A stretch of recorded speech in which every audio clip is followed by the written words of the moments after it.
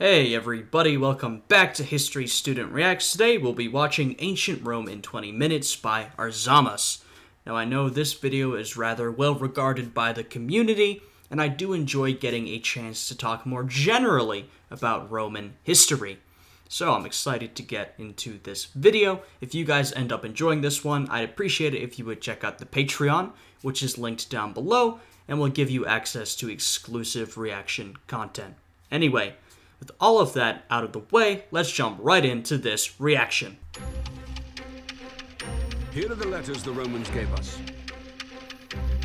And here are the countries whose languages derive from Latin. Right, and of course, other languages, such as English, have also taken plenty of cues from Latin, and have taken plenty of cues from those Romance languages that are derived from Latin. So, in terms of language, Roman influence is truly immense. Today they cover half the world. As for the ancient Romans, the boundaries of their state encompassed their entire civilization. Yep. Roman peace. And if we look at that map, Pax Romana, the Roman peace, or Rome at its fullest extent, we can begin to imagine the impact that Rome has had on the world. I mean, Rome has had an impact on not just those territories shown right there, but territories even beyond that. So I think we'll see in this video, really the influence Rome has had on the world has been truly incredible. Or Pax Romana serves as the first example of globalization. Let's take a walk across 12 centuries of the Roman history. And yes, those numerals are also a Roman legacy. A lot to cover, but I am ready to do it. Let's go. The Age of Kings. What is Rome? A city on 7 hills, capital of Italy. But that is today.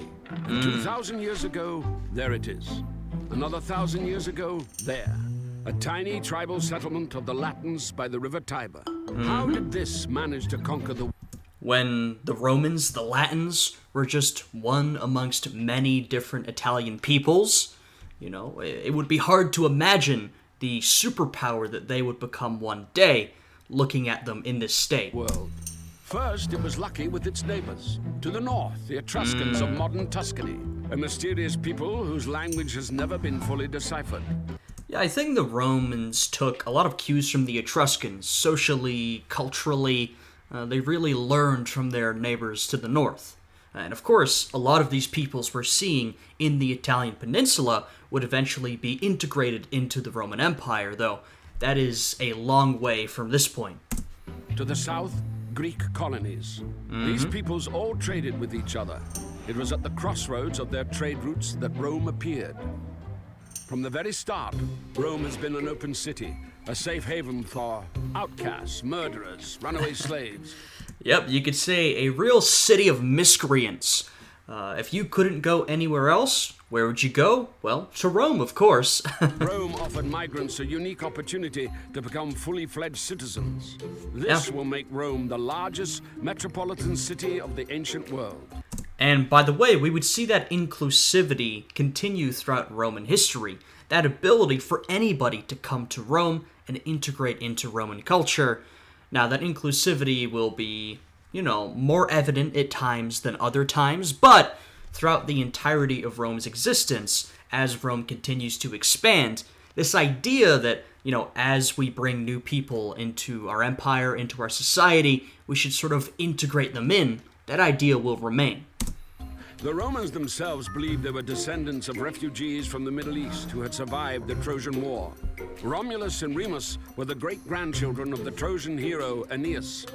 Yeah, and you can sort of start to see why that idea of inclusivity was so important, why Rome truly was a city of miscreants. The Romans, they viewed themselves as refugees from somewhere else who had sort of landed on this Italian peninsula and were now trying to make their own way. So even this self-image that the Romans had contributes to how they view the world. Once by an Italian she-wolf, the brothers quarreled where to site the future world capital. Romulus killed Remus, gave his name to the city, and became its first ruler. Good way to start a city. There were 7 Starting it off with a murder. Interesting. kings, each of which enjoyed a lengthy reign and left some beneficial legacy. A calendar, a sewer system, or the Capitolium. And I will say, for those that are perhaps less familiar with Roman history, this era, the so-called era of kings, we truly don't know too much about. And some stuff is straight up mythological. This is more how the Romans viewed themselves. Now, there certainly is truth to a lot of this, but with our sources, it's kind of hard to parse out what exactly happened, at least in detail.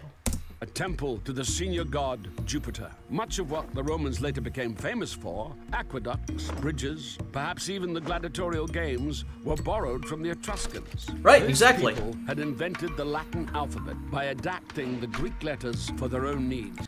And we can see, like I mentioned earlier, the Romans would take a lot from the Etruscans. But this also highlights something about the Romans and Roman civilization, which is just as Rome was rather inclusive, that's the word I would use for it, willing to bring, foreigners, other peoples into their empire, into their culture, they were also very adaptable.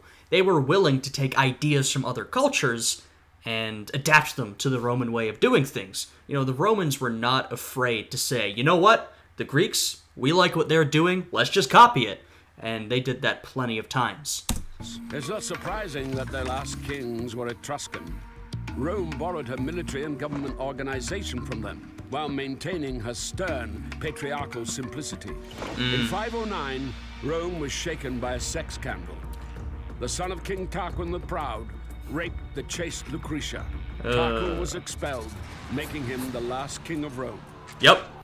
And, Rome's era of kings ends with that scandal and expelling their king.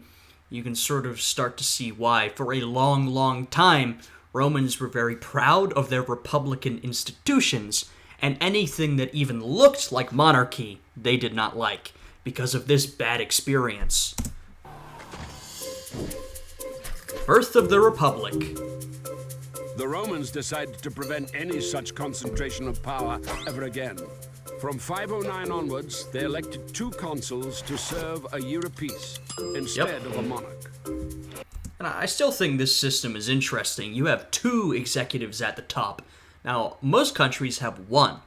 We can look at a system with a prime minister, a president, a king, some other head of state. The Romans used 2. Of course, other countries have done this and continue to do this. For example, Bosnia has several presidents instead of just 1. But it still is sort of a unique way of doing things, having 2 guys at the top, so they have to work with each other in order to get stuff done. And if they don't work with each other, that can cause problems, as we will see a couple of times throughout Roman history. The consuls were controlled by the Senate. This consisted of 300 fathers, patres in Latin, hence the term patricians. Yep. Those not so lucky to be Patricians, the upper elite class of Roman society. born into the right families, joined the plebs. Yep. Even if they were as rich as patricians, they were not entitled to take up positions in the state.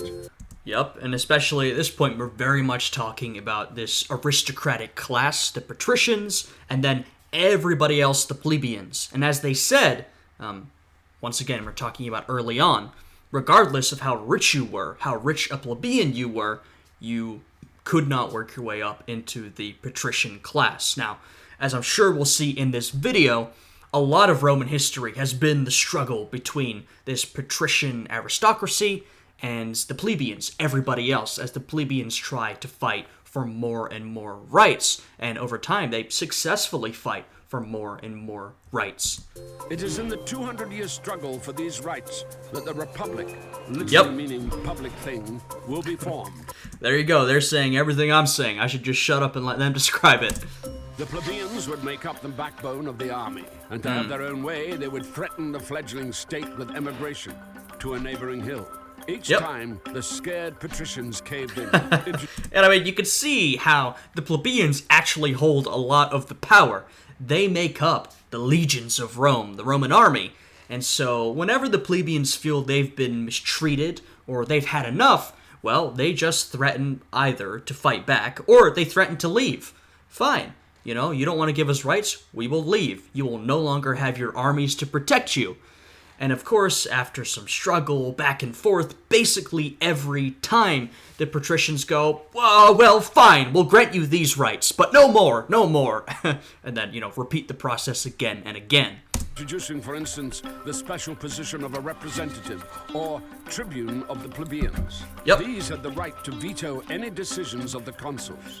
This position granted to the plebeians and the tribune of the plebs would truly be a representative, a champion for the plebs of Rome.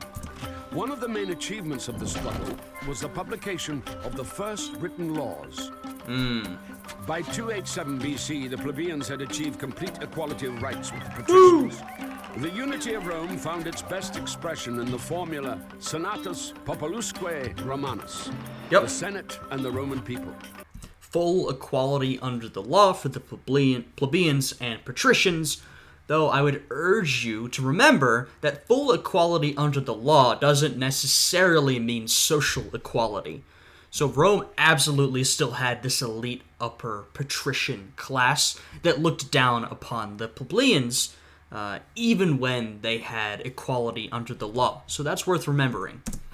Which still adorns the manhole covers in Rome. All right, the expansion of Rome. In 390 BC, the history of Rome could have come to an end. The city was unexpectedly taken by the Gauls. The guard dogs had sensed no danger, for which they would be crucified every year since. Damn! This awoke the last protectors of the Capitoline Hill fortress instead, saving Rome from complete destruction. The shaken Romans conducted a military reform.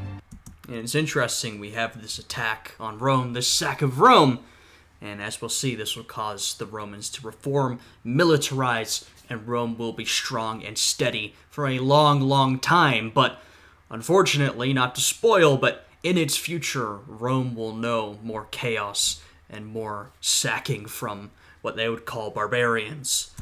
The Roman legion was divided into manipuli, making it more mobile in battle. The Roman army spent the next 100 years in constant wars. Look at that expansion. Very impressive, but what I will say is that we're talking about 100 years Rome has expanded through much of the Italian peninsula. Compare that to how quickly they're going to expand after this, and you can see that Roman expansion and Roman conquest is like a snowball. It starts slow and then builds faster and faster and faster over time. But even this is already incredibly impressive. We've seen in this video how Rome began, this small city of miscreants, people who couldn't really go anywhere else, and it's already becoming this pretty impressive regional power. Of course, it's not the only regional power, and it's gonna run into some problems down the line. Instead of simply imposing a tribute on the conquered, the Romans would enter into a treaty of alliance with them. And the loyal allies supply Rome with a never-ending stream of recruits.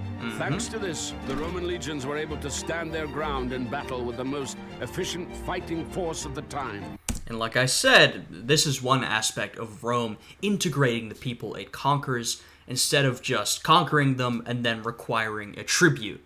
And this is also the start of a trend we'll see, which is as Rome conquers more and more territory, it uses troops from those territories. And so over time, the Roman army will get sort of less and less Roman. Or, to put it more clearly, the troops in the Roman legions will come less and less from the core of the empire.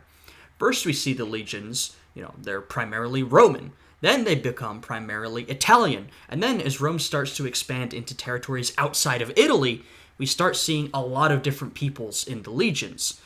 People from Hispania, Gauls, from all over the Mediterranean world, and the legions won't even be Italian anymore. So it's this sort of interesting trend we see over time. The all-conquering Macedonian phalanx, led by Pyrrhus, a relative of Alexander the Great. The last stronghold of resistance in Italy, the Greek city of Tarentum, then hired the most costly and celebrated contemporary warlord of the time to defend against Roman expansion.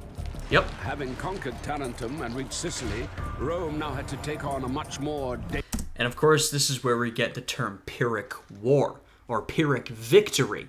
And a Pyrrhic victory is when you win a victory, but this victory was so costly that it might as well be a loss. And that is where we get that term from. dangerous adversary.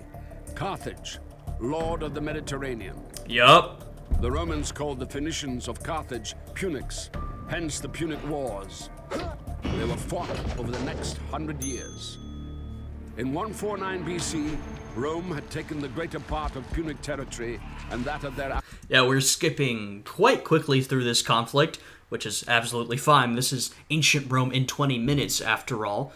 But these wars were a very big deal. You can see Rome is starting to establish its dominance over the Western Mediterranean. You know, Rome has taken a lot of Carthage's territory in Hispania.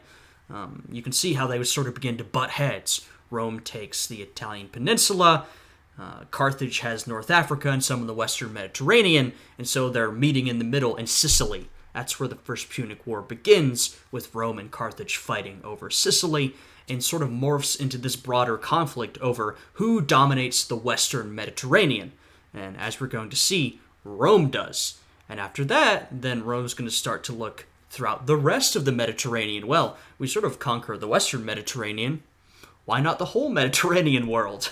allies, but after each defeat, the trading power of Carthage would rapidly recover. Senator Cato the Elder began to finish every speech with the same refrain: Carthage must be destroyed. And so it was done. The city was wiped out, all of its population was... Yeah, Rome treated Carthage very badly, and of course they were in several wars against each other, so that may not be surprising, but they really went hard against Carthage. They made sure it absolutely would be destroyed. Enslaved, allegedly plowing salt into the earth as an eternal curse. And the idea with that is so they can't replant crops.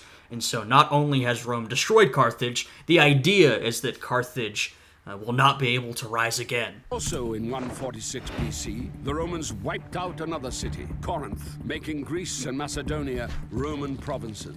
There you go. Rome appropriated the colossal riches of the disintegrating empire of Alexander, but the patriarchal simplicity of Rome succumbed to the sophisticated Greek culture. Greek became, in effect, a second state language. The Roman nobility busied itself learning new words, hexameter, history, rhetoric. Yeah. And we're really starting to see the Greek influence on Rome. Now, we saw at the beginning of this video, there were Greek colonies in southern Italy. And if you were to look at a map of the ancient Mediterranean at this point, you would see Greeks absolutely everywhere. Let me tell you, there were Greek colonies popping up throughout the Mediterranean world and beyond. Greek influence was immense. Greek influence in terms of trading, ideas, the intellectual currents of the era, philosophy, culture, religion. I mean, Carthage started itself as a Greek colony. And so we're starting to see that Greek influence seep into Roman life, and it will become incredibly pervasive. As they said, Greek will really become the second language of the empire, and at some point it will really become the first language of the empire. Rome will adopt a lot of Greek philosophical ideas, a lot of Greek religious ideas, so this Greek influence really cannot be understated. Cicero, the most famed orator of Rome, would come to model his speeches on those of the Greek Demosthenes. However, across this immense territory, full rights were only afforded to the Romans themselves. Even other Italians, the majority of the military, had no citizenship rights. Yes, and as they're pointing out here, that would start to cause some problems. Rome expands, and it does bring other people into its empire. It brings them in. It doesn't just force them to pay tribute, but the Romans refused to expand full citizenship rights for a frankly pretty surprising amount of time. And this is sort of what happens every time. This is a repeated process. Rome expands a lot. And then some of the people who were part of that initial expansion, rather close to the core of the empire, say, hey, it's been a while. How come we don't get full Roman citizenship rights? I mean, we're just as Roman as you are. and then we have some back and forth, and eventually they usually get granted. And once again, this is a process we will see repeated throughout the history of Rome. These would demand equality, declare war, and win the right to take part in managing the state. Yep. This was a total game changer. While ancient Greece remained a collection of squabbling city-states, Rome gradually extended citizenship rights to the conquered, laying down the basis for an empire. Exactly. And, I mean, it just makes a lot of sense. When you have an empire like this, it's just a good idea to bring everybody onto the same page. It creates loyalty to the Roman state. I mean, if you bring everybody in, you make them serve in your armies, they already have a stake in Roman success, and now you grant them citizenship. Well, at that point, of course, there's a lot of different peoples, they have their own culture and way of doing things, but they are also Romans, and they have loyalty to Rome. Alright, civil wars and the fall of the Republic. Probably the most famous era of Roman history, the late Republican period, we would call it. Rome fell victim to globalization. Cheap grain and an inflow of unpaid slave labor bankrupted the small farmers. These rushed into the cities. This is true. Rome became absolutely reliant on slave labor. Slavery was such a massive part of the Roman economy, and, I mean, of course that's morally abhorrent, but also it was ruinous to a lot of these small-holding farmers. You know, if big plantations are popping up, you know, buying up a bunch of slaves that, of course, provide free labor, then how are you, with your small plot of land, supposed to compete? Well, you can't. And so you flood into the cities and try to do salaried paid labor, which you maybe can or you maybe can't actually get. And joined the ranks of the proletariat, those who have nothing to lose except their own offspring. The proletariat, often seen as even lower than the plebeian, though of course plebeian is more of a general categorization. And here we have the origin of the term proletariat, or prole, which of course would be in use, but would very much be popularized by Karl Marx, and is now pretty closely associated with sort of Marxist thinking. At the same time, the rich grew 100 times richer, having bought land from the ruined peasants for a song. Yep. Previously united, the Senate and the Roman people split into two hostile camps. Well, it's interesting. We saw at the beginning of the Republic this division between the aristocratic patricians and the plebeians, everybody else. And the plebeians gained more rights over time, and to a certain extent, they sort of worked it out. Problems still remained, but they sort of worked it out. Now, what we see is basically growing economic inequality, wealth inequality. The rich are getting richer, buying up all the land, becoming monstrously wealthy, and the poor, or the middle class, are becoming poorer. And so we see this sort of new class dynamic develop and widen considerably, causing a lot of problems. The tribunes of the people, the Grouchy Brothers, would try to reconcile them. They proposed granting excess public lands to the impoverished peasants. And suggested free distributions of bread to the poor. And the Grouchy Brothers were really a sign of what was to come. They were what we would call either reformers or populists, right? They fought for the rights of the people. Now, you could argue that maybe they were doing it cynically, or maybe they actually believed in it. It doesn't really matter. What matters is they were representing the interests of the vast majority of the Roman people. And this is something that would become a popular issue down the line. And of course, what happened to the Grouchy Brothers is also a sign of times to come, and we'll see here what happened to them. The disgruntled senators decided to suppress the Grouchy movement by force, killing the brothers and several thousand of their allies. Yes. So the Grouchy Brothers pop up, and they want to represent the people of Rome. You know, represent the poor who are now unable to feed themselves. And in response, the Roman elite, the Senate, basically conducts this massacre against the Grouchy Brothers and their supporters. Like I said, this is absolutely a sign of the times to come. This struggle between reformers, populism, and the conservative elites, and the swell of violence that's beginning to engulf Roman politics. Rome was gripped by civil wars. Social mobility for the proletariat was offered by Gaius Marius, a popular general. He began enrolling the proletariat into the army with a promise of a grant of land at the end of service. This would make the legions personally devoted to their generals. In 49 BC, two outstanding generals...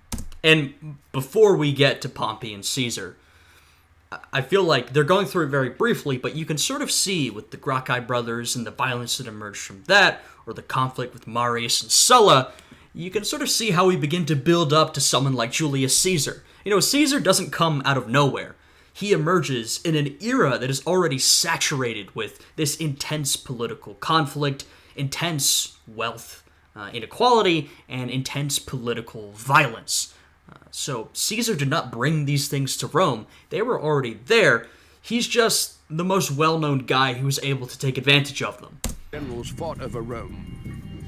Gnaeus Pompeius had won the eastern provinces for Rome, including restless Judea, cleared the Mediterranean of piracy, defeated Spartacus' slave revolt, and justifiably added the title Great to his name. Yes, Pompey was this great old general. I mean, you can see that's a lot of very impressive conquests. He defeated a lot of enemies of Rome, and he gained a lot of territory for Rome. So he was pretty beloved. Of course, you don't do all that without making some enemies, and certainly some people were jealous of him, some other Roman elites, but largely Pompey was pretty well liked to this point. Gaius Julius Caesar had conquered... Caesar, a younger man who completed his conquests a bit after Pompey did. And so, while Pompey, he's already sort of had his impressive military career, he's returned to take part in politics. You could view that as a bit of a stagnation. Caesar, he's on the way up. Gaul. Nowadays, they would call it genocide. He butchered 1 million Gauls and enslaved as many more. He went on to defeat the Germans and then invaded Britain. I mean, you can see how much territory Caesar managed to seize. Of course, he was a very impressive conqueror as well. And the question of his treatment of the Gauls, I'm really not educated on the topic enough to say. They said it may be called genocide today. I know there's a debate over this. I'm not quite sure on the framing, to be honest. What I can tell you is that, yes, Caesar treated the Gauls very brutally, burning villages, massacring a lot of people, selling a lot of Gauls into slavery. Now, to be clear, it's not like this was necessarily unusual for the time.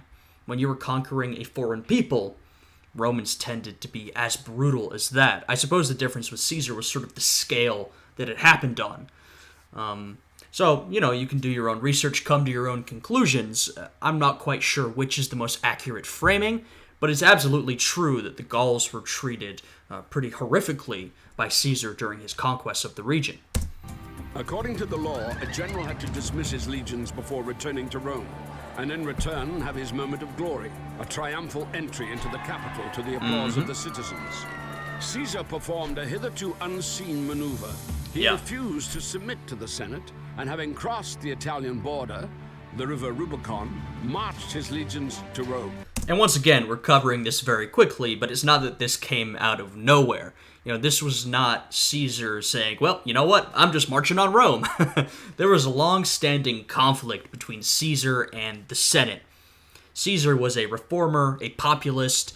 Once again, whether he genuinely believed those things or he was being cynical, you can argue over that, but he genuinely did fight for policy that would benefit the people, and so he was rather popular. Of course, he was despised by the conservative faction in the Senate, and the conservatives held a lot of power, and so Caesar had countless disagreements with the Senate.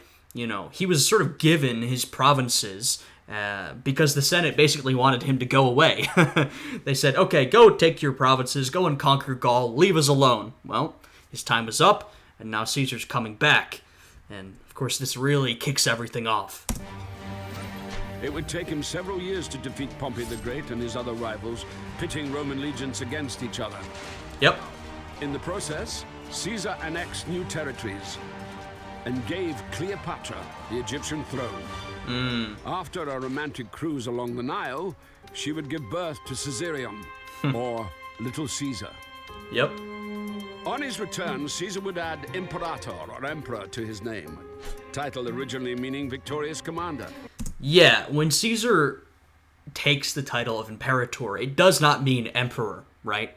Caesar is not really a Roman emperor.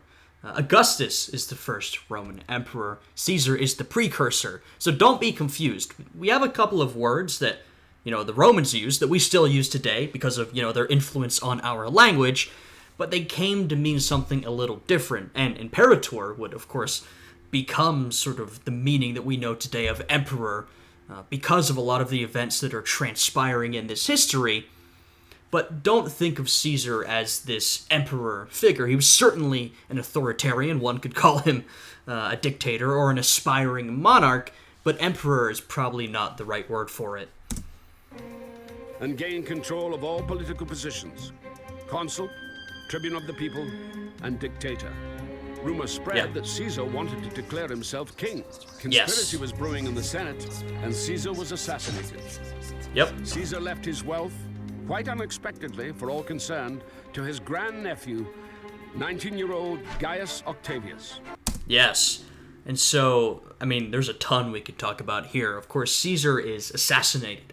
People are getting very concerned about his power grabs, particularly the Roman elite, right? They want to preserve their own base of power, and Caesar is a massive threat to that. And so they assassinate him. The problem is that even though the people of Rome at large did not like Caesar's authoritarian power grabs at all, you have to remember what I just mentioned, which is Caesar was this populist reformer. He had done a lot to help the people of Rome, so he was quite popular. And we also see this phenomenon of Caesar dies, and all of a sudden people forget the bad things, and they only remember the good times. So when Caesar dies, the conspirators, the assassins, expect the people of Rome to be on their side. But instead, the people of Rome are very upset with them. And now we see the entrance of a new character, Gaius Octavius, or Octavian, or, as he would be known later, Augustus. Octavian hasn't really been that important to the story up until this point, but Caesar posthumously, in his will, adopts Octavian as his heir, as his adopted son, and so Octavian has to step up to fill that role. This Octavian immediately joined in the power struggle. In 31 Yep. BC... This catapulted Octavian onto the scene. Before Octavian, we have a lot of other men struggling to seize the power that Caesar has left behind. We have people like Lepidus, Mark Antony, Cicero, all of these people who want to claim the power that Caesar held. And now he's gone, someone has to step into the power vacuum. Not to mention, of course, the conspirators themselves, who have an idea for a new republican system of government. Didn't happen. And now Octavian is catapulted onto the scene, and he has to make his own way. He defeated his last rival, the warlord Mark Antony, who likewise had an affair with Cleopatra. Yep, following in Caesar's footsteps. Mark Antony, they call him a warlord here. That's a bit of a negative framing. It's true, but then you'd have to label everybody else we're talking about as a warlord as well, which you could do. Mark Antony was Caesar's right-hand man. Mark Antony was a military man. He wasn't necessarily the most skilled at the political game, but in terms of military affairs, yeah, he was pretty good at that. Octavian, with the help of his right-hand man, Marcus Agrippa, manages to outmaneuver Mark Antony and seize power for himself. Would take their own lives. Octavian was left sole ruler of a vast territory. Yep. The empire. And now we have the first true Roman emperor, Octavian, aka Augustus. Julius Caesar ruled for 4 years. Octavian, assuming the title Augustus, meaning the venerable or the great, ruled for an endless 43 years. And Augustus is remembered as the greatest Roman emperor.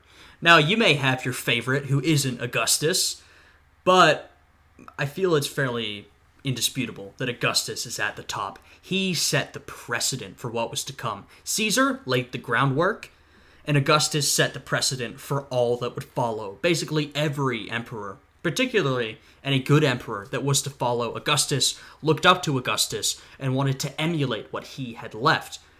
And something funny is if we look down the line, two of the titles used by emperors would be Caesar and Augustus. Caesar would be the junior title. Augustus would be the senior title. And I think that's very appropriate and sort of gives us a look at the roles these two played. He didn't formally abolish the Republic. He simply took control of all possible positions, making his power almost absolute. Augustus was a smart guy. One of Caesar's problems is that it really seemed like at one point that he was going to crown himself king. Caesar was doing all these blatant power grabs, disregarding the institutions of the Republic, and that's what made people really upset. Now, Augustus, he is just as authoritarian as Caesar. Absolutely. He followed in Caesar's footsteps in that way. But Augustus is a little more politically savvy, and so what he does is he makes sure to maintain the aesthetic of the Republic. He makes it seem like, of course, the institutions of the Republic are still here. The Senate is still here. The Senate is still this elite institution. He pleases the elites of Rome by making them feel special and privileged. But in reality, he's seizing all the power. He's taking all the positions. He is the emperor. He is the one in control. But he does a good job of making other people feel more comfortable with it than they did under Caesar. But he modestly called himself Princeps, the first senator. And you can see that political maneuvering right there. Call yourselves Princeps, first senator. That's all I am, I'm not ruling over you. I'm not imperator. None of that. I'm just the first amongst equals. Very smart way of framing it. And even though skirmishes with barbarians continued along the borders, inside them the period of Pax Romana set in. A period of peace and stability that was to last 200 years. Though we do see a lot of Roman troubles with the Germans. That's who they're talking about up there. And the Romans would have a lot of trouble fighting against the Germans. They really struggled to expand into that territory. The empire experienced an economic upswing. Bread was distributed for free to 200,000 people. On Augustus' orders, a 500-meter basin was dug at the very center of the capital, where 3,000 gladiators mimicked sea battles on real seagoing vessels. In Rome, construction... that's just an incredible achievement. Imagine the amount of resources and manpower that would have taken, to do it today, but especially to do it in the ancient world, right? It was booming. Concrete and multi-story districts were growing. Augustus had to introduce height regulations. Yeah, and there's this saying that Augustus found Rome a city of brick and left it a city of marble. Now, that's a little over-exaggerated, but what isn't over-exaggerated is the amount of building that Augustus did during his reign as emperor. He had a big focus on infrastructure, and he truly did build an immense amount of marble structures, statues, public buildings. He built a lot of buildings for the people, public bathhouses, stuff like that. And so, of course, the people were very fond of that. And I think this is one of the reasons, amongst many, that Augustus is remembered so well, and he was remembered so well by the people of Rome, because, if they just walked around their city, they could see 100 different buildings that Augustus had built, right? So his influence was truly present in the lives of not only those at the top, but basically everybody in the city. Limiting skyscrapers to 6 floors, and still the citizens were unhappy. They complained about traffic jams, pollution of the waters of the Tiber, and high rents.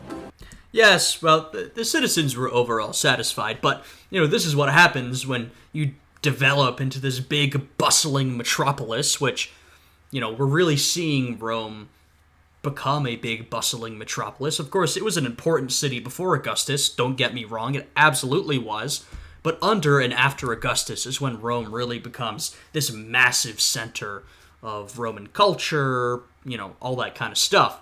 And so you're seeing sort of the typical complaints that happen when a city begins to get really big. The traffic is ridiculous, the rent is too high. Some things never change, I guess.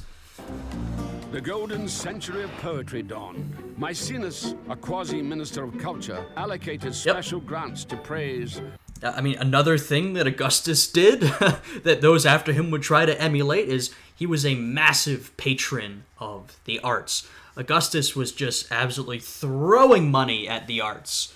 Now, of course, he wanted those artists and those historians particularly to be favorable to him. So it's not like this was selfless. One, Augustus wanted to make himself look good.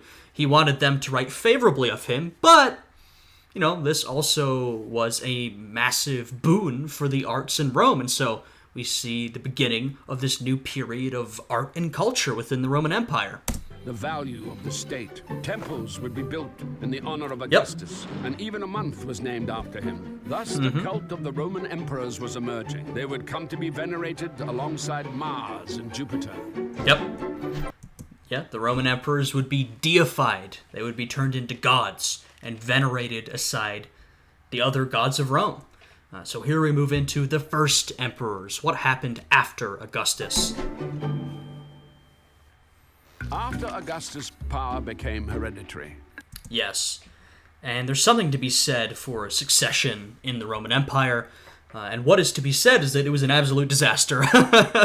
Rome never really worked out a good system of succession. There were a lot of succession crises, a lot of fighting, a lot of terrible emperors. And Augustus is unfortunately a good example of that. Now, it's not necessarily his fault. Augustus tried his hardest to secure a good heir to the throne, but unfortunately, the people he chose kept dying. And so after Augustus, we have what could generously be called a very mixed bag of emperors. We have a couple of real bad ones here. The senatorial opposition has left us vivid portraits of the first emperors.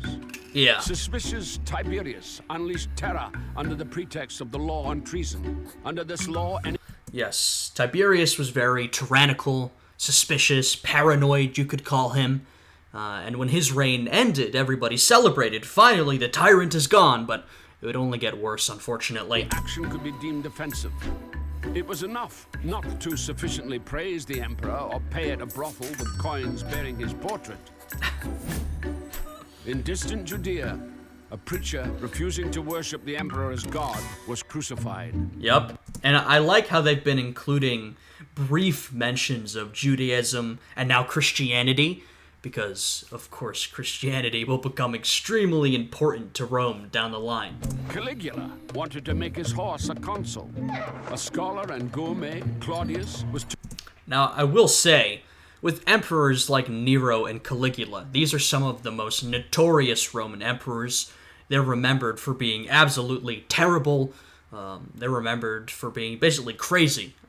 There are all these ridiculous stories we've heard of them. And they certainly were bad emperors, terrible emperors. But you gotta remember, our sources of these emperors come from the senatorial elite, the people who would have hated these guys the most. And so you can be sure that when they were writing about these emperors, they made sure to present them in as negative a light as possible. If these historians would hear a rumor or a story that presented Caligula negatively, then whether they knew if that story was true or not, they would include it. So once again, I'm not saying that these guys were good emperors. What I'm saying is we should take this with a grain of salt and try to be moderate in our understanding of people like Caligula and Nero. Too occupied with feasting and the reforming of the alphabet to keep an eye on court intrigue. One of his wives, Messalina, was giving women of easy virtue a run for their money in the brothels, and the other, Agrippina, poisoned Claudius with mushrooms to enthrone. Claudius wasn't too bad, honestly. I don't think... He may not be remembered super fondly, but compared to the other emperors that we see here, Claudius is actually pretty decent. A son from another marriage, Nero. Yep. Nero, believing that he was a born actor, not an emperor, would later kill his own mother, and then allegedly the apostles Peter and Paul. Then he again, allegedly, set fire to Rome, so as to read the verses on the fall of Troy. Yeah, allegedly. But in reality, from what we can tell, Nero probably didn't set fire to Rome. He may have been maybe not as active in responding as people might have wanted, but from what I can tell, from the scholarship we have, Nero probably did not set fire to the city. That was a rumor embraced by these historians who wanted to negatively portray him. And of course, Nero has gotten, portrayed particularly badly because the senatorial historians of his era didn't like him. And because of his persecution of Christians, historians ever since haven't liked him. Rome becomes a Christian empire, and so an emperor like this, who so prominently persecuted Christians, is remembered very, very negatively. During the blaze, he would accuse the first Christians of arson. Yeah. And initiated their persecution. And finally, he took his own life. Most details of this era are known from Tacitus, a historian and senator who observed the degradation of republican institutions. The fate of the empire was now decided not so much by the Senate. Yeah, the decline of republican institutions. Though, to be fair, that can't necessarily be blamed on these bad emperors. That can be blamed on guys like Caesar and Augustus. It was Augustus who, while he maintained the aesthetics of the republic, he undermined them as he became the emperor of Rome. He had true control. And of course, those who came after couldn't handle that position as well as he could. Not in a system like this, or even in a system where you might have a meritocracy or you might elect your leaders. There is a lot of variance in how good those leaders might be. And so, we can draw a lot of this back to Augustus himself, who started a lot of these processes. Now, there's also the idea of the decline not only of Roman institutions, but of Roman values, Roman virtues, sort of republican virtues. And Augustus did try to take a stand against that. He was altogether unsuccessful. He passed these laws on morality, which were very unpopular because what he wanted to do was basically regulate the decision-making of individual Romans. And I generally think that's not a good idea. People don't like it when you tell them what they can and can't do, or you dictate to them what their morality should be. And so Augustus made an effort to prevent this decline of Roman virtues, but he failed, and we see it continuing here. As by the Praetorian Guards, the emperor's personal security force, created back in the times of Augustus. And we reach a period where the Praetorian Guard, the personal guard of the emperor, are really the main decision makers of the empire. It's not the senators or the elite class or even the people at this point. It's the Praetorian Guard who, if the emperor doesn't give them what they want, if he doesn't give them that next bonus or raise their pay, well, they can just stab the emperor, execute him, bring someone else in. These suffocated Tiberius with a cushion, slayed Caligula by the sword, and hailed Claudius emperor. In all fairness, at the same time, the empire grew, expanding into new territories. Roman legions conquered part of Britain, where they founded a town called Londinium. Provinces were given a transparent taxation system, and the non-Roman nobility began to enter the Senate en masse. Yeah, to be fair, we see a lot of problems emerging at this point. A lot of problems. The decline of republican values, though, you might see that differently based on your perspective. The power of the Praetorian Guard, these imbalanced political institutions. One man at the top has all the power. But there's also good stuff happening. Rome is conquering more and more territory. Well, good stuff. I mean stuff that's good for Rome. If you're a non-Roman, you might not be so happy about being conquered. But for Rome, their territory keeps expanding. Bureaucracy is being developed to run this empire effectively. A lot of non-Roman elites are being brought into the Senate or into this elite class of Rome itself. So once again, we're touching on that inclusivity. So at this point, while there are a lot of problems and a lot of growing problems, it's going relatively well. The issue is that, things can't stay good forever. And so after a long enough time, when the good times start to dry up, a lot of these problems are going to remain, and in fact, they're going to get worse. A grandchild of an Italian peasant, Vespasian Flavius would become the founder of the next dynasty. Vespasian and Titus, suppressing the uprising in Judea, committed genocide, again according to modern-day, not Roman standards, and reduced I know even less about this than their claim of genocide against the Gauls, Once again, absolutely brutal treatment. I might be a little careful with the use of the word genocide, but this one I really don't know. I don't feel comfortable speaking on whether it is or isn't that, but absolutely brutal, yes. Temple of Jerusalem to nothing but the Wailing Wall. On a lighter note, Vespasian had a jolly good Roman predisposition. He taxed the collectors of urine at the public toilets. And Titus, the destroyer of Jerusalem, would nevertheless obtain the title of Merciful. After a splendid triumph, he opened the Colosseum for the people. Titus would be called the love and consolation of humankind.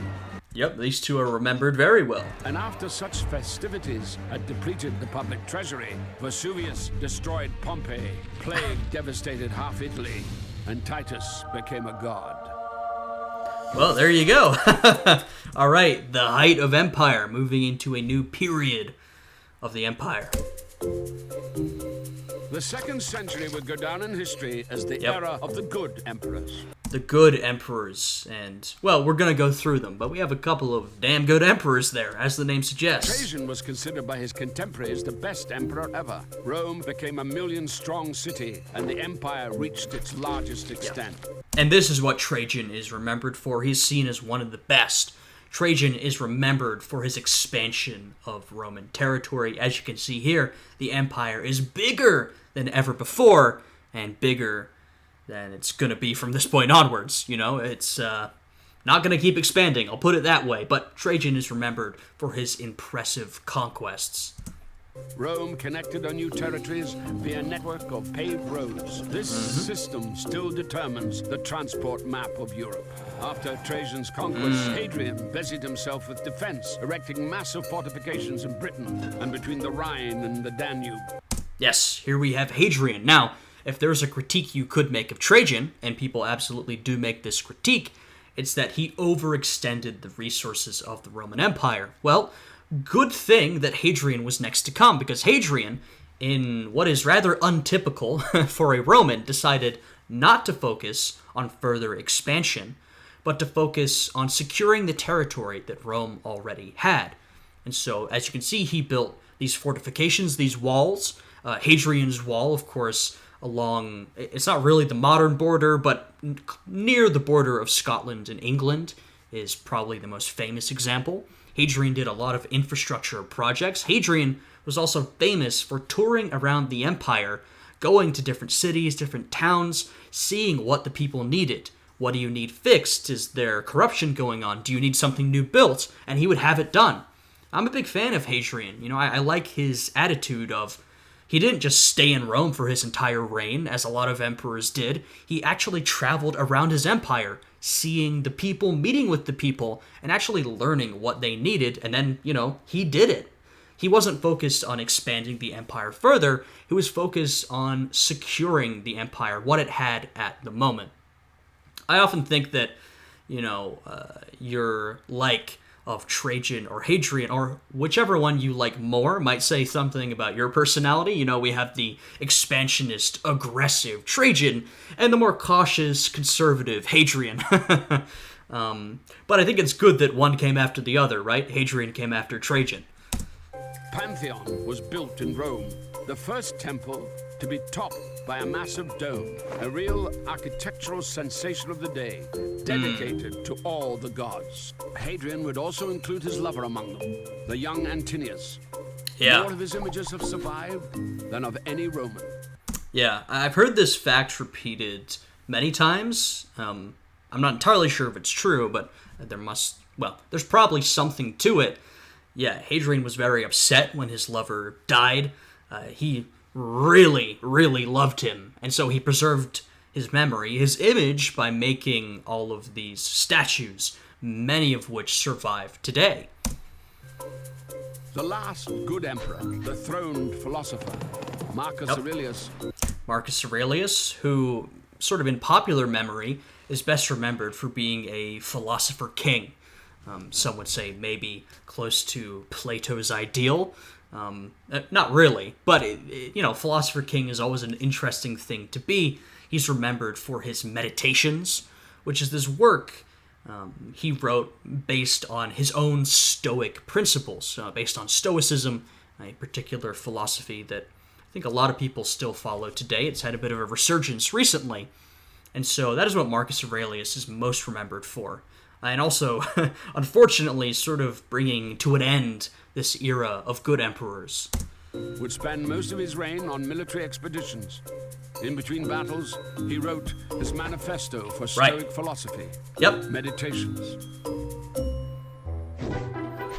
Uh-oh. Yeah, the crisis of empire. We are entering the crisis of the 3rd century. As we've seen, since Augustus, since the empire truly began, we have had some ups and downs, but overall, it's been pretty good. And it's largely been an upwards trajectory. Now we're reaching a point where not only do we have ups and downs, but we have a rather constant downwards trajectory. And we only have about 4 minutes to cover it in this video, so of course there's going to be a lot we're not going to cover. It was under Marcus Aurelius' son, Commodus, that the Pax Romana, the Roman... And this is another example I talked about earlier. Rome never figured out succession.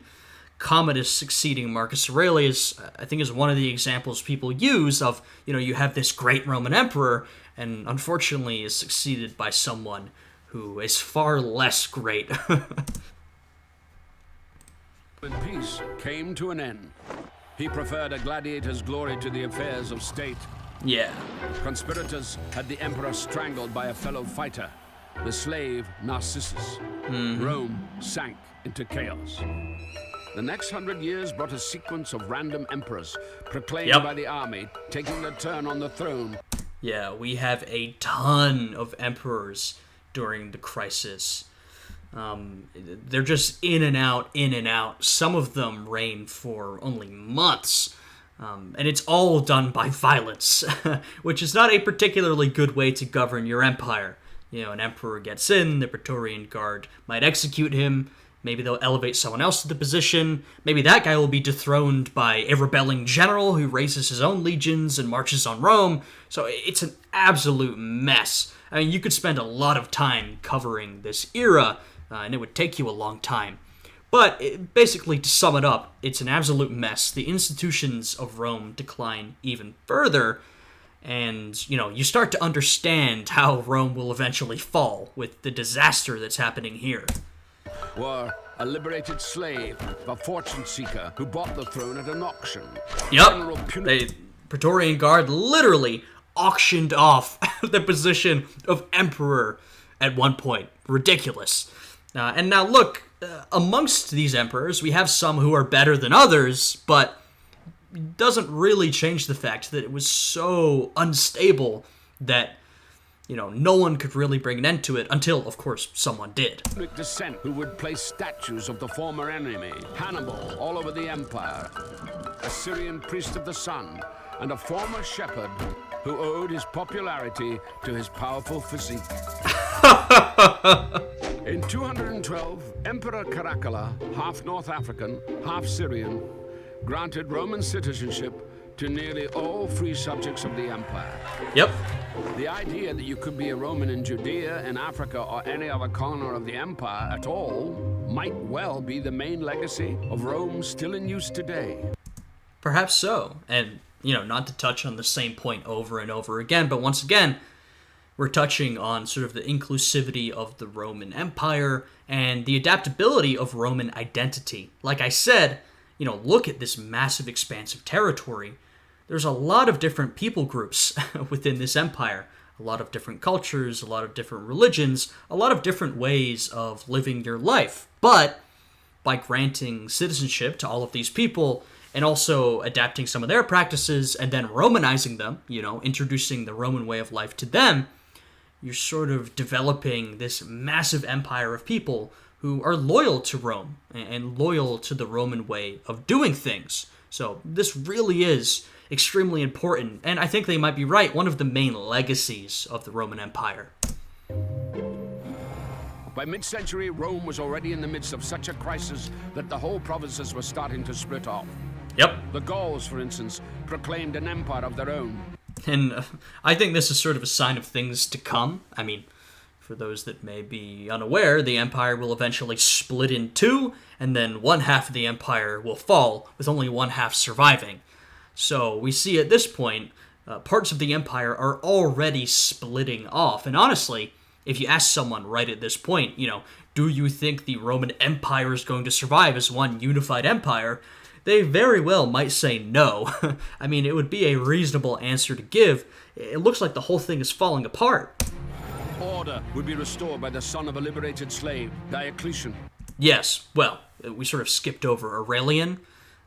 He's a favorite of a lot of Roman history buffs. Came in during the crisis of the 3rd century, sort of set things into order, really restored the empire to one whole structure. So we didn't mention him here. And then we go into Diocletian, who has a series of rather interesting reforms. Having started his career as a soldier, he would end up an absolute monarch, an astonishing example of social mobility. Diocletian split the empire into four, with four co-rulers at four capitals. Yes, this is called the Tetrarchy, a system where the empire is split into 4 parts and ruled by 4 different rulers.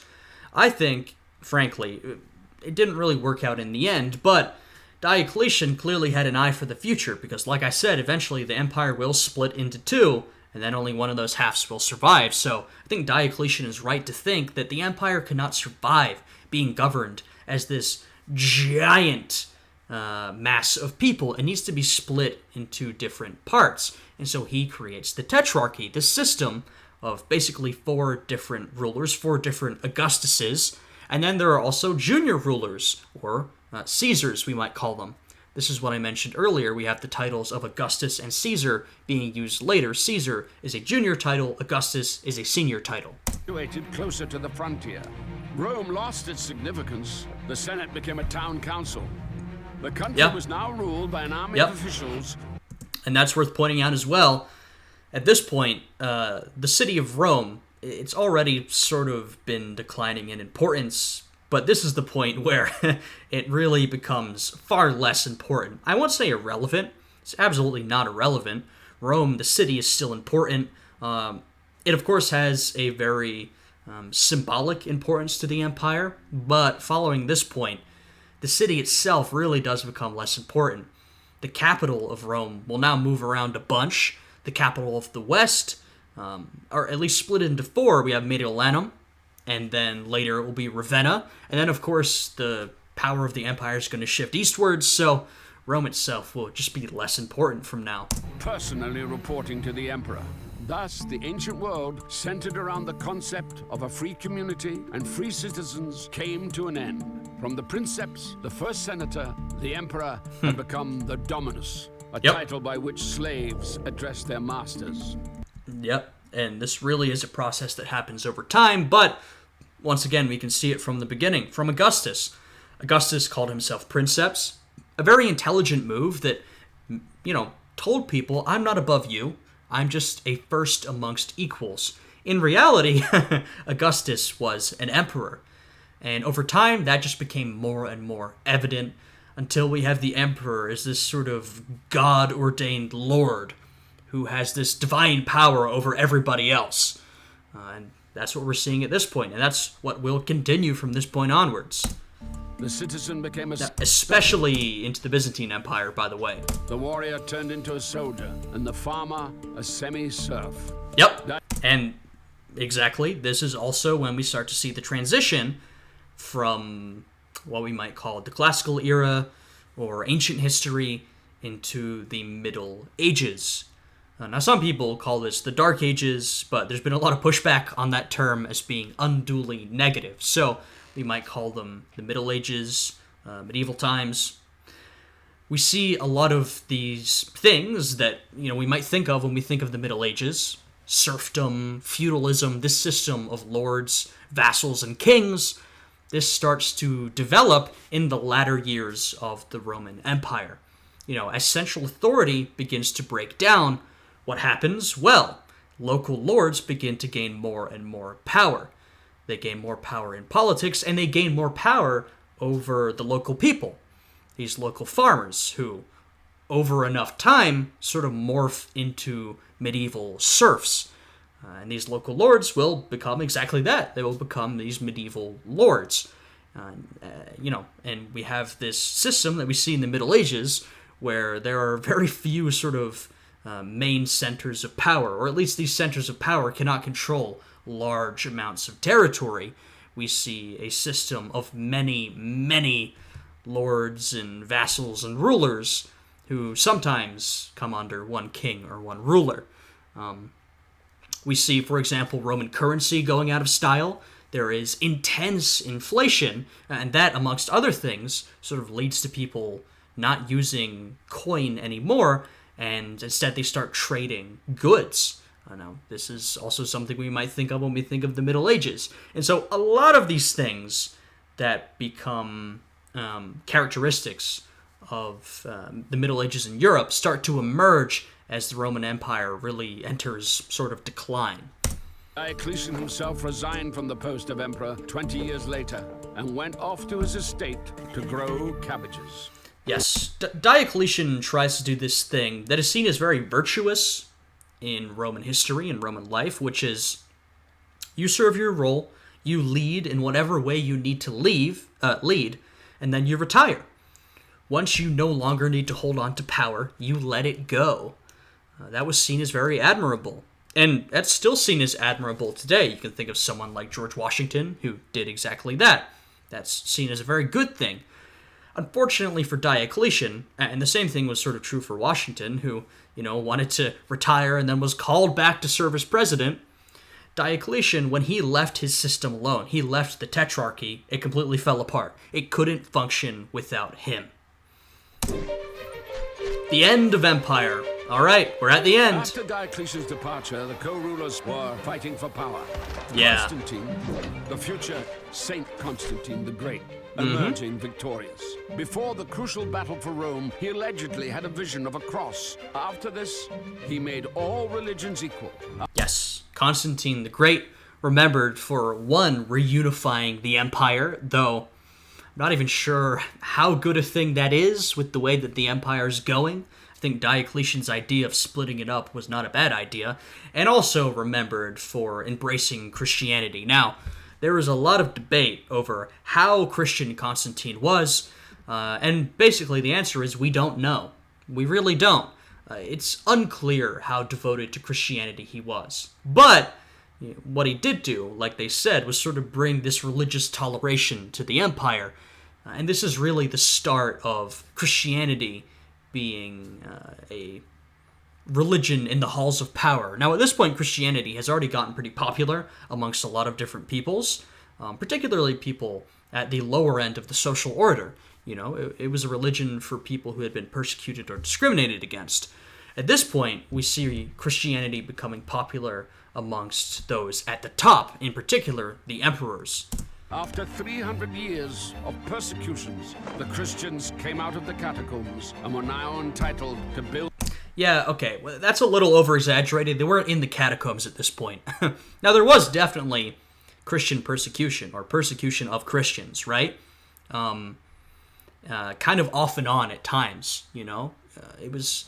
You couldn't really say a blanket rule. Like, if you're a Christian, you get treated this way. It depended what time. It depended where you were. So Christians certainly were treated badly, and treated really badly in some places under some rulers. But, like I said, Christianity had already gotten pretty popular at this point. So, it's not like this is the early days. Christians aren't hiding in catacombs at this point, at least not most of them. churches alongside the temples. But, they're making the point that Constantine, bringing this religious toleration and embracing Christianity to some degree did allow them to come out into the open, worship openly, build churches, do all this kind of stuff. Of Augustus and Mars. Constantine would take the cross from Jerusalem to the new capital of the Roman Empire. Yep. Constantinople. And here we have that shift eastwards. Constantinople, of course, named after our friend Constantine here. And Constantinople will now become the most important city in the Roman Empire. And of course, the most important city in the remaining Roman Empire after the West falls. Theodosius I would make Christianity the official religion and begin to destroy the ancient temples. He would also be the last emperor of a united Roman Empire. Yep, and from here on we see Christian emperors, and it's interesting, Christianity goes from this persecuted religion, then we get religious toleration as Christianity becomes more popular. Now we have Christian emperors who begin to go the other direction and begin to persecute pagans. Pagans are not allowed to worship openly, pagan gods are scorned, pagan temples are destroyed or converted into Christian churches, and, we see this sort of interesting situation develop. His sons split the empire into west and east. The eastern half would live another 1,000 years, and is known to us as Byzantium. Yes, the eastern half of the Roman Empire, Byzantium, or the Eastern Roman Empire. Now, some people have the question of, well, was Byzantium the Byzantine Empire? Was it the Roman Empire, or was it something different? The Byzantine Empire was the Roman Empire. It was the remaining half of the Roman Empire, the Eastern Roman Empire. So when I talk about it, I will use the terms the Byzantine Empire and the Eastern Roman Empire interchangeably, not to mention that at several points, the Eastern Roman Empire would reclaim territory in the West. Now, there would be a lot of fighting, reclaiming territory, losing it, reclaiming it again, but, the Byzantine Empire, first off, this is a later term applied. They didn't call themselves that. They called themselves Romans. They viewed themselves as the Roman Empire, and, they were the continuation of the Roman Empire. And, of course, like they said, the Eastern Roman Empire will survive roughly another 1,000 years. But oftentimes when people talk about Roman history, they'll stop around the fall of the West, which I think is fair enough, because while the Eastern Roman Empire is still Rome, so Rome will continue for another 1,000 years, it is certainly different, right? The situation is very different after the fall of the West. The western part would fall victim to the great migration of peoples. Rome, founded by migrants, would fall to the onslaught of a new wave of refugees. Yeah, though, of course, we have seen throughout this how weak the Roman Empire had become. It was absolutely chaotic. As I said, central power had deteriorated. These local lords had been gaining power, so the empire was really on the decline. And then, this mass migration, and, we have the Goths and a lot of other, what the Romans once again referred to as barbarians, sort of moving into the area, challenging Roman power, and the western half of the Roman Empire wouldn't be able to resist. Ironically, the last ruler of Rome would be called Romulus. Yeah. And then after that point, I've talked about how the decline of the Roman Empire sort of corresponds with the rise of the Middle Ages, and that's been happening for a while, frankly. But of course, after the fall of the West, then you start to see a lot of the people groups that will, be the modern Europeans, and a lot of the primitive states that will become the modern states of Europe, so you really start to see something more familiar to us.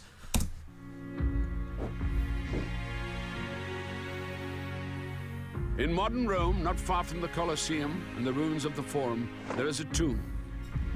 Its occupant was neither emperor nor senator, but a simple baker called Ulysses.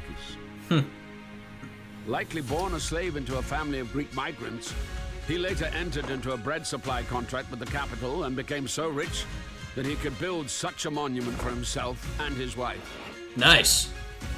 Before Rome, in ancient Egypt and elsewhere, or after Rome during the Middle Ages, a man would die in the same station in life as he had been born in.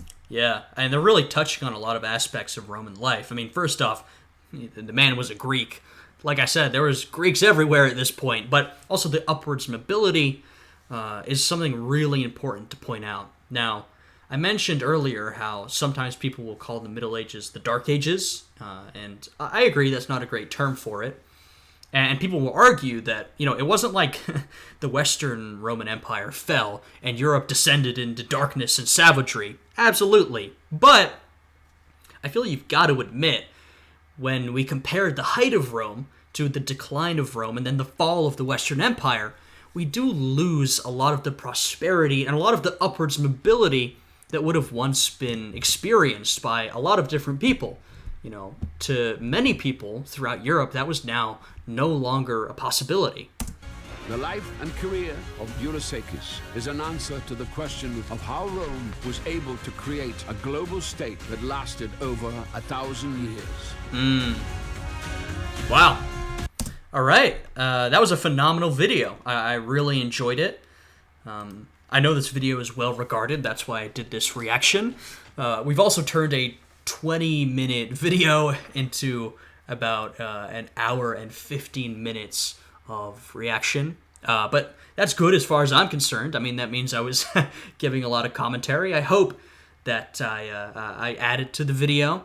Yeah, I had a really good time with it. I think they provided a lot of good information. Now, of course, it's ancient Rome in 20 minutes, so they skipped over a ton of stuff. And in my explanations, I also skipped over an innumerable number of events, people, places, things. Absolutely. But, there's only so much you can cover in this amount of time. And I think given the amount of time they had, they did an excellent job covering it. So yeah, I had a good time with this one. If you guys did, I'd appreciate it if you would leave a like, subscribe, and once again, check out the Patreon, which is linked down below. Anyway, with all of that out of the way, I hope you guys are having a good day today, and I will see you all again next time. Goodbye.